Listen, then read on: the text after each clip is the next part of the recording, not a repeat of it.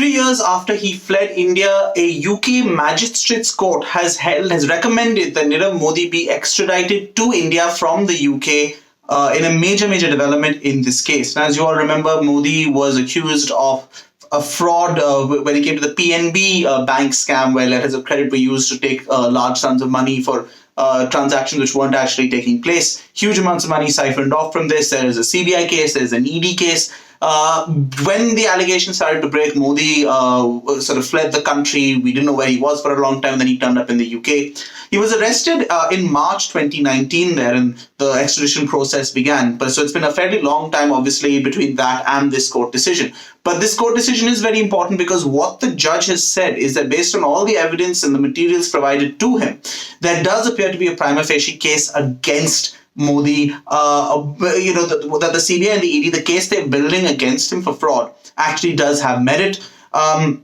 They obviously don't go into the merits and sort of judge the case as a whole, but the question they have to look at here is there actually a case? Is there something to really make out a criminal case against him? Is there a likelihood that this could result in a conviction? And on that basis, they have to then recommend whether the person should be extradited or not to the Home Secretary of the UK. Now, what was one of the key complications in this whole case was that Modi had a number of specific objections to this. He was not just arguing, obviously, that the evidence was insufficient, but he had made some other specific arguments in the court. The first one was that he would not get a fair trial in India, that there was a politically motivated witch hunt going on against him. He was trying to point out to statements from government ministers such as Law Minister Ravi Shankar Prasad. And he got evidence, in fact, he got a testimony from Justice Kachu, the retired Supreme Court Judge Markandeya Kachu, which argued that this might in fact become a motivated trial against him if he were to come to India. Now, these arguments were in fact rejected by the judge, who found that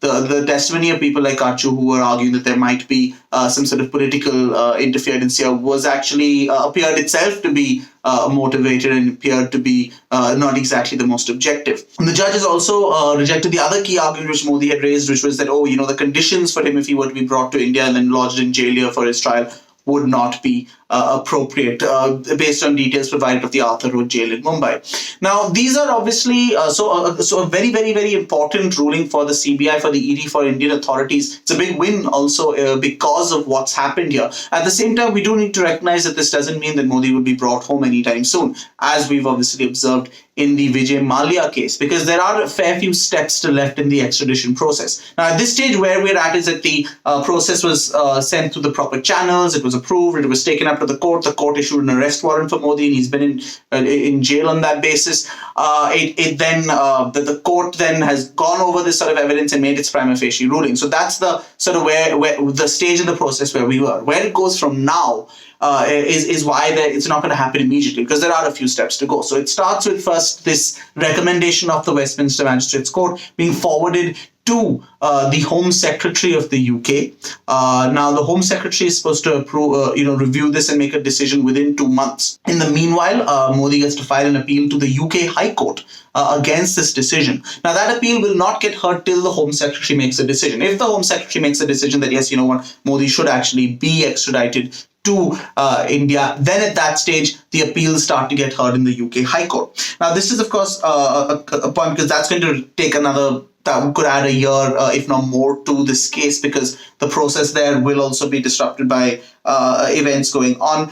It should be noted that the Home Secretary, for instance, has very limited grounds to not accept the extradition request. So it is likely that even the Home Secretary of the UK is going to approve it. So what we're looking at is within the next 2 months, a decision by them saying that yes, Modi should be extradited, and then his appeal going up to the UK High Court.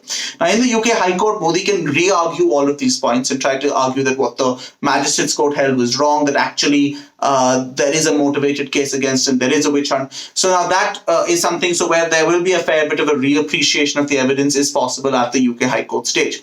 But given the sort of strong ruling, and there's a very detailed judgment here by the Westminster Magistrates Court, it's unlikely that will necessarily lead to a change. We saw this with Vijay Mallya as well, who used some of the kind of arguments which had actually been used to deny extradition multiple times before from the UK, including the one on jail conditions, including on human rights abuses. And those things were now rejected based on sort of fresh, compelling evidence provided to them of the kind of conditions which is going to be offered to these people in jails in Mumbai.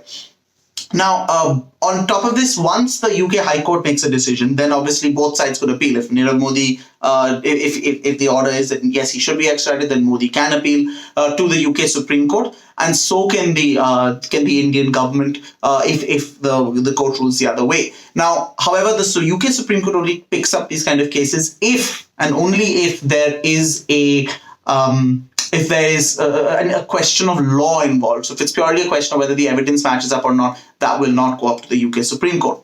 Now, after that also, again, there is a slight process, because once that's done, you have to, it goes right back again to the Home Secretary of the UK, who has to make the final order for extradition. Now, again, this is also supposed to be done within 2 months, but there is a certain degree of discretion allowed to them, and then certain other things can crop up. So we saw with Malia's case, for instance, was that once it then reached the stage when after all the legal proceedings were over, it went back to the Home Secretary, they were looking at additional considerations and have so far that has meant that he's not been extradited. Now, given that Nirav Modi has also been making claims for asylum to the UK, it is possible that that we could see a similar hiccup there as well, which could again add several months, if not a year, to the whole proceeding. So we're looking at least another 2 years, perhaps at the very least 1 year, if not 2 years, before Modi's actual extradition to India.